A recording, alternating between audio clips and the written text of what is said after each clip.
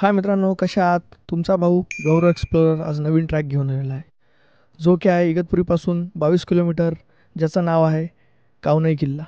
या ठिकाणी आपण आज चाललोय. वाटेत आपल्याला श्री क्षेत्र कपिलधारा हे तीर्थस्थान लागते. दर 12 वर्षांनी नाशिक येथे कुंभमेळा भरतो.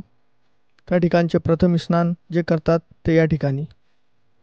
आपल्याला पुढे जाऊन कावनई या गावाला पोचायचे. आपण त्या ठिकाणी पोहोचलोय. हा बेस विलेज आहे गडाचा, ज्या ठिकाणी आपल्याला गाड्या पार्क कराव्या लागतील.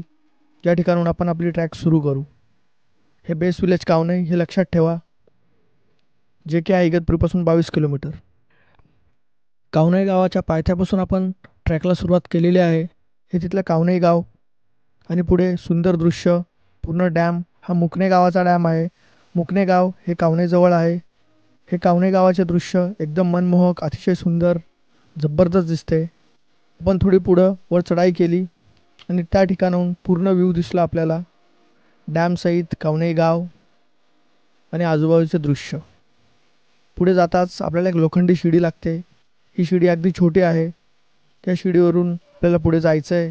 आपण त्या ठिकाणी थोडी विश्रांती घेतली. एक मोठा दगड आहे, इथे थोडी सावली भेटली आपल्याला विश्रांती घेण्यासाठी. पुढे जाताच आपल्याला एक मोठा पिनॅकल दिसतो आणि पुढे जाताच एक शिडी लागते, लोखंडाची शिडी. ज्या शिडीचे 2 भाग आहे. एक शिडी चढून गेल्यानंतर एक टप्पा लागतो. या टप्प्यावरनं आपण पूर्ण व्ह्यू बघू शकतो. खाली कावनई गाव, मुकण्याचा डॅम, आजूबाजूचं दृश्य. या प्रकारची शिडी आहे, खूप मजबूत आहे लोखंडी शिडी. ही शिडी अगोदर नव्हती, आत्ताच बनवलेली आहे वाटतं. आणि या प्रकारे तिथून व्ह्यू दिसतो. शिडी ही दरवाजाजवळ लावलेली आहे. हा दरवाजा तिथला आणि ह्या दगडी पायऱ्या. आता थोडी पडझड झालेली आहे, कारण की गड हा प्राचीन आहे. दरवाजाच्या बाजूलाच आपल्याला एक कोरलेला एक हॉल टाईप, म्हणजे एक हॉल किंवा ही पाण्याची काय असेल माहिती नाही, पण इथे मोठी गुहा टाईप आहे. आणि ह्या दगडाच्या पायऱ्या, ह्या दगडाच्या पायऱ्या वर चढून आपल्याला गडावर टॉपला पोचायचं आहे. आपण वर चाललेलो आहे आणि हा तिथला पूर्ण दरवाजाचं दृश्य. आपण गडावर पोचताच आपल्याला इथे एक पाण्याचा तलाव दिसतो. हा पाण्याचा तलाव 12 महिने भरलेला असतो. या तलावाचे वैशिष्ट्य आहे, या तलावाचा ठाव म्हणजे तलावाचा जो शेवटचा पॉईंट आहे तो अजून भेटलेला नाही. आणि वर महादेवाची पिंड आणि समोर नंदी देखील आहे. शेडमध्ये हे विराजमान आहेत, पत्र्याच्या शेडमध्ये. या ठिकाणचा तलाव जो की 12 महिने पूर्ण भरलेला असतो पाण्याने. आणि या ठिकाणी मासे देखील आहेत तलावात खूप. आणि ह्या गडावर पडलेले अवशेष भेटतात. हे अवशेष किल्ल्याचे किंवा वाड्याचे असावा, कारण की दगडाचे चिरे आहेत, त्या पूर्ण पडलेल्या अवस्थेत आहेत. या प्रकारच्या भिंती आहेत. हा एक टहळणी बुरुज म्हणून असावा, जो की खाली जे शत्रू येतात त्यांना बघण्यासाठी याचा वापर असावा या किल्ल्याचा, असा आमचा अंदाज आहे. वरतून एकदम चहूबाजूला सह्याद्रीचे डोंगर आहे, त्यामुळे हा टहळणी बुरुजच असावा असं वाटतं. पूर्ण डोंगर रांगा आहे आणि तलावामध्ये या प्रकारचे मासे देखील आहे. मासे खूप आहेत, अगदी तलाव माशाने एकदम भरगच्च भरलेला आहे. आणि एक छोटं मंदिर आहे आणि या मंदिराची या आजी आणि बाबा आहेत जी सेवा करतात.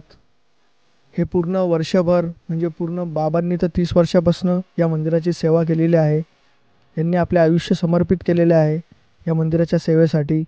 आतमध्ये जाताच कामाक्षी मातेचे मंदिर आहे. हे कामाक्षी माता जी की पार्वतीचे रूप आहे, जी रामाला भेटण्यासाठी, रामाची परीक्षा घेण्यासाठी कावनई या तीर्थक्षेत्रावर आलेली. त्या ठिकाणी बाबांनी गडाचा इतिहास काय आहे तो त्यांनी सांगितला. तलाव तुम्ही बघू शकता, अगदी एवढ्या उंचावर पाणी, म्हणजे एक चमत्कारच आहे निसर्गाचा. आणि ते पण एवढं भरलेलं पाणी आणि एवढे मासे रंगीबिरंगी त्या तलावामध्ये.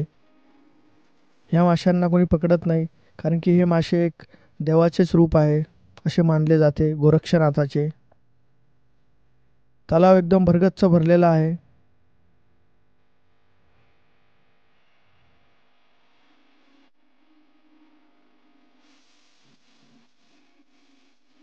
खूपच मासे आहेत तलावात.